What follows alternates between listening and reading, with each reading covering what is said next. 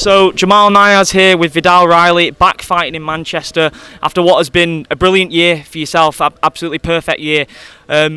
What do you make of the matchup, and just an assessment of your year so far? Assessment of the year has been progression. I've said I wanted to be more active, that I've been.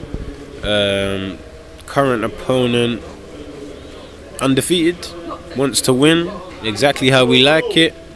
I want to fight someone who thinks they can win.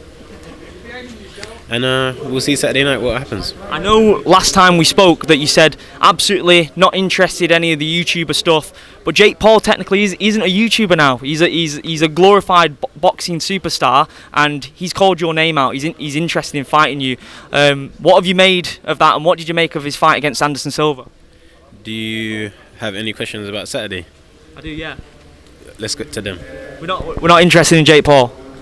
Do you have any questions about Saturday? Saturday night, obviously, you've had a vicious finish earlier in the year in Manchester and then in London again. In terms of showing that killer instinct in there, is that something that's always a goal for you, or is it just let it flow and whatever will happen will happen? I think letting it flow is me. The killer instinct is being trained into me more. I'm learning how to use it.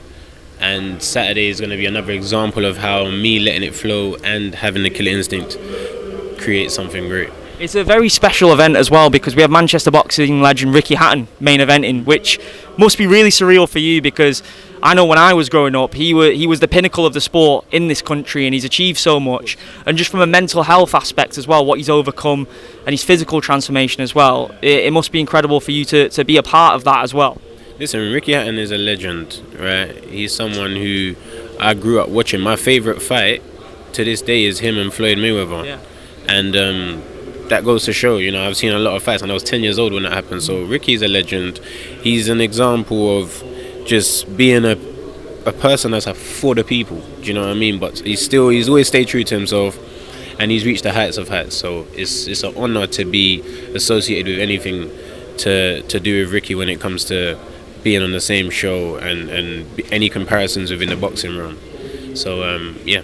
Do you plan on picking his brain this week when you're given the opportunity, because his press is after yours, and I'm guessing that you're just the inner fan in you will just want to let him know how influential he was in your career, and yeah. I think that will come. I think that will naturally will come.